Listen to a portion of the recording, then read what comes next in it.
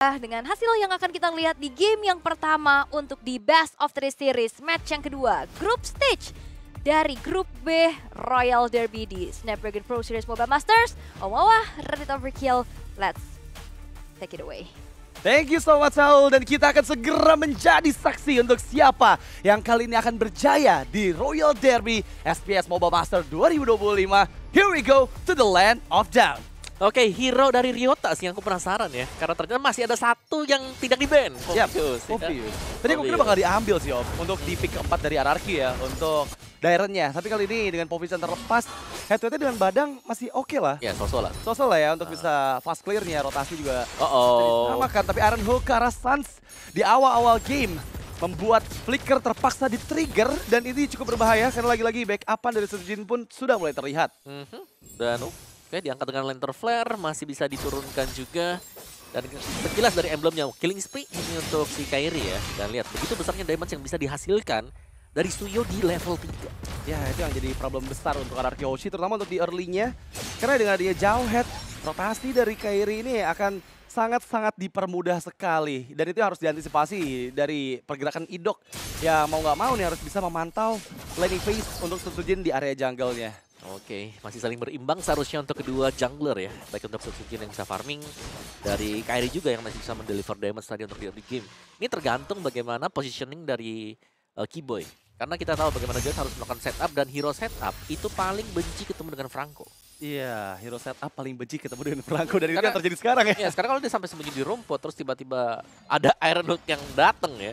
Blind Iron Hook dan kena, itu situasinya akan langsung berubah 100%. Iya, itu yang harus diantisipasi oleh Onyx dan Ararki Hoshi. Mereka sudah mulai setup di area turtle yang pertama. Lagi-lagi kalau kita ngebahas untuk objective fight, pastinya Suyo akan jauh lebih diuntungkan dibandingkan dengan Hayabusa di sini. Tapi masalahnya mereka membawa mid lane yang nggak cukup kuat nih untuk bisa setup di turtle pertama ini Om. Iya, ini setup turtle yang akan cukup impactful ya untuk siapapun juga terutama. Tapi setuju kalau kita lihat level 5 berhadapan dengan Kairi yang sebentar lagi juga akan level 5. Jadi harusnya sama-sama kuat nanti di turtle. Tinggal jalur rotasi, dan Darren kelihatannya lebih tertekan nih kalau kita bicara soal di XP. Tapi ya Ryota kehilangan beberapa bar HP-nya. Rins menghindar dengan Crimson Beacon, Darren pun masuk. Tapi Shadow Kill dikeluarkan. First blood karena Kairi, dan retribusi on point dari Sujin. Mendapatkan banyak sekali keuntungan. Glorian pun membuat double untuk Dairen, keuntungan berlipat Ararki Hoshi. Wow, mistakes terjadi tadi untuk Onyx di mana mereka ya start turtle-nya, tapi agak sedikit ragu juga untuk mempercepat turtle tersebut, dan tiba-tiba dari bagian belakang juga ada Sujin yang sudah melangkah dengan quad shadow-nya. Dan itu yang tadi aku mention karena Suns di sini belum terlalu powerful juga. Oh, ada Iron Hook yang connect memang, tapi Kairi terlalu dalam. Quad shadow memang berhasil di-trigger dan membuat Kairi pun hilang. Pertukaran Idok dan juga Kairi menjadi hal yang sangat merugikan untuk Onyx. Dan dari Onyx-nya mereka butuh waktu ya untuk beberapa hero mereka. Cecilian harus bisa farming juga. Jadi stack yang cukup banyak. Untuk Kairinya juga demikian. Jadi item attack speed-nya 1 lah mungkin untuk item attack speed-nya baru bisa join bot fight. Jadi kita belum melihat adanya aksi yang terlalu banyak yang bisa diberikan dari Xavero. Dan tadi Suns, mungkin di hari-hari yang kemarin, dia itu bisa nge-backupin karena lagi menang. Nah, kayak gitu tuh. Langsung ada Iron Hook yang blind ke arah seorang dari Keyboy. Dan kali ini Keyboy memang terpaksa harus mundur lagi, reset up lagi, re-ambush lagi dengan HP yang sudah menghilang. Dia nggak boleh kalau nggak recall. Dia harus recall dulu dan memberikan backupan karena di bagian bawah sekarang Xavero yang dituju. Tertangkap Fist Crack. Ryota masih cukup aman, tapi Kairi 1v1 situation dengan Sujin. Shadow Kill! Kembali Sujin yang membuat Kairi hilang. 3 point dead di awal.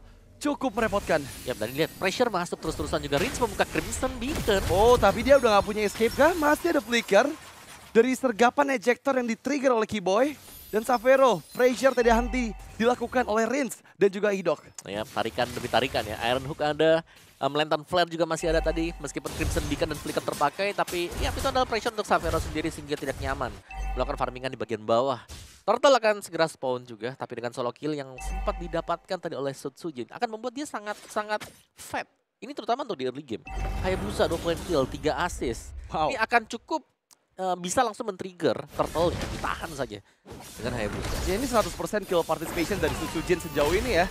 Dari total 5 point kill, dan turtle yang kedua setup lebih matang dilakukan oleh Ararki Hoshi, dan Retribution jauh lebih on point. Sujin kembali memulai peperangan dan quad shadow yang inisiasikan ke arah Keyboy. Tapi kali ini tertangkap kembali, Infernal Pursuit di trigger, dan yap, itu dia Ryota. korban jiwa dari Onyx yang kembali didapatkan oleh RRQ. Yap, dan bahkan Toy sudah memiliki sebuah Stallium Sight yang pertanda ya akan jauh lebih cepat juga untuk bisa nge-deliver damage. Wah, ini non-stop aggressive play dari seorang Sutsujin yang memang sekarang membuat Suns kehilangan kembali flickernya. Dan mereka mendapatkan mid turret dengan secara cuma-cuma tanpa ada trade sama sekali. Ini cukup one-sided di menit kelima loh. Ya, cukup objektif ya permainan dari RQ Hoshi. Carry bahkan sempat untuk diganggu. Tapi masih punya retribution ya. Tapi Savero. Oh no, say goodbye to Savero. Dan Savero nggak bisa kemana lagi. Purify memang masih available tapi nggak perlu di-trigger karena dia nggak bisa selamat dari 5 player RRQ. Oke, 5-man show tadi dari RQ Hoshi. Benar-benar fokus untuk mendapatkan Savero juga di bagian bottom. Membuat ruang gerak lebih bagi Toy sekarang untuk bisa farming. Untuk bisa mendapatkan objektif turret. Dan di bagian top akhirnya ada dorongan ya. Ada dorongan lane yang memang bisa dipanjangkan tadi oleh Kairi. Tapi hanya sebatas di sana. Dia akan terhenti juga. Wah, ini sebenarnya udah mulai 3 lane yang dipegang oleh RRQ ya. Karena lagi-lagi mereka berhasil menguasai semua situasi di early game tadi dan membuat power dari Jauhead dan juga Suyo ini nggak bisa dimaksimalkan oleh Onyx. Dan kali ini Kairi pun tertangkap. Meskipun ada pemulihan yang dikeluarkan dan targeting karena Keyboy membuat Keyboy tereksekusi. Sutsujin masuk dan double kill didapatkan. Kali ini mencari karena triple kill. Terkena efek stun dari Blade Surge tapi Sutsujin still survive. Bahkan korban jiwa ketiga Ryota pun down. RRQ benar-benar mengganas di menit ke-6 ini. Ya, di menit ke-6 bahkan ya untuk shield base turretnya sudah pecah oleh Onyx. Mid, area mid yang dikuasai oleh RRQ Hoshi. Ini belum turtle yang keluar juga. Mereka akan bisa kembali melanjutkan team fight-nya. Mereka bisa memaksakan team fight-nya. Karena atribut menang, level menang, item menang juga. Dan tidak akan ada ruang yang terlalu banyak bagi Onyx sekarang untuk bisa keluar. Karena RRQ Hoshi dari tadi mereka mainnya 5-man show. Iya. Mereka jalan, mereka berlima. Sangat jarang kita lihat mereka terpisah. Dan ini benar-benar gila banget sih RRQ.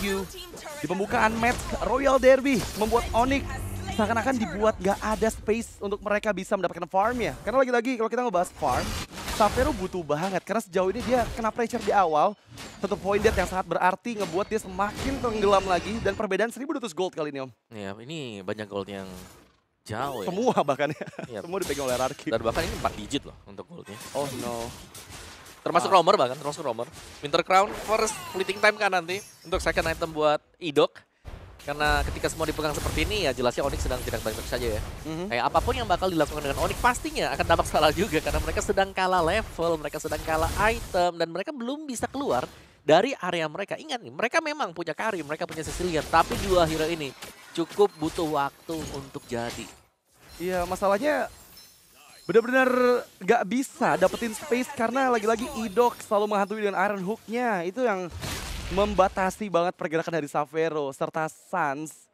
Yang sejauh ini mereka tertekan, kemungkinan bisa lebih dari satu holy defense base dari Onyx itu menghilang loh. Karena di atas pun udah mulai terekspos nih ya. Dan itu akan sangat berpengaruh nanti di Lord pertama yang akan muncul di 50 detik lagi. Oke, ini menunggu ya untuk jadi. Oh, Keyboy. Hampir aja. Tapi itu benar-benar movement yang sangat baik dari Keyboy dan sekarang eject terkena Sutsujin. Sutsujin ditangkap, tershutdown. Oh my god. Ini menjadi poin yang sangat penting untuk Onyx membeli waktu lebih banyak lagi dari RRQ. Ya, dan bahkan di area bawah tidak biarkan nih masuk ke dalam area milik dari Shield untuk bottom base target. Oh, Iron Flicker! Keyboy yang dituju. Tapi dari terkena ejector dan Keyboy pun masih bisa ditangkap oleh RRQ. Toy maju dengan zaman force diaktifkan. Melawan 3 player. Di sisi lain Ryota memegang kendali di bagian belakang. Rinz yang dituju tapi Rinz masih bisa menghindar. Dan mapat didapatkan oleh sosok dari Ryota. Dengan tershutdown-nya 2 member penting dari RRQ Hoshi. Ini yang sangat-sangat kita antisipasi dari Onyx. Ya, mereka bertahan, mereka masih cukup stabil juga meskipun Ryota di sini pastinya akan tumbang karena sudah tidak ada lagi jalan keluar untuk Ryota. Tapi so far ya, RRQ Hoshi juga mereka cukup lama menahan di area depan base. Milik dari Onyx, sehingga tadi cukup mudah ya untuk lemparan Keyboy bisa kena ke sisi. Sebenarnya tadi ada beberapa miss juga ya ketika Quad Shadow yang dia keluarkan tepat berada di depan dari Keyboy. Dan itu yang ngebuat momen dipegang oleh Onyx untuk beberapa saat. Meskipun gap masih terlihat sangat jauh di angka hampir ke arah 7.000 gold. Dan ini masih winning conditions untuk RRQ sih. Kalau misalnya mereka bisa memaksimalkan di Lord pertama dan Lord kedua ya. Tapi lagi-lagi Lord ketiga itu udah mulai power pick dari Suns dan Savero akan bisa meledak. Ya, tapi tumbangnya Sutsujin tadi sih yang membuat kan ada bounty yang pecah lah. Iya. Ada bounty pecah yang bisa dipegang dengan Onyx juga. So let's see sekarang dengan bantuan Lord yang pertama, Super Minion akan jauh lebih dimaksimalkan terutama untuk area mid. Karena tadi untuk midnya untuk shield turret sudah pecah. Jadi cukup menguntungkan bagi RRQ Hoshi kalau mereka mau mencoba untuk mengawal Lord ini di area mid. Atau mereka bisa coba untuk paksa juga di bagian bawahnya. 3 lane push. Meskipun ya 3 lane pushnya ini tidak akan jauh lebih efisien sebenarnya. Iya, tapi menurut aku ini kamera kita harus ke arah Idok sih. Karena Idok yang bisa jadi game changer untuk RRQ Hoshi di momen seperti ini. Dan ejector ternyata dikeluarkan, belum berhasil menyelamatkan nyawa dari Suns. Quad Shadow juga Shadow Kill yang begitu on point dari Sutsujin. Membuat high ground defense dari Onyx benar-benar ditekan habis-habisan. Sudah mulai masuk Lord ke dalam area base. No more holy defense untuk base turret top lane dan juga bottom lane. Idok masih mencari celahnya. Flicker available untuk Idok. Sehingga siapapun yang dikenakan Iron Hook itu bisa langsung di-convert dan Bloody Hand. Dan juga Quad Shadow yang di-comment oleh Sutsujin. Mendapatkan 2 untuk Toy. Dan kali ini hanya menyisakan Kairi seorang diri tapi ter-wipe out. Onyx hancur di tangan RRQ Hoshi.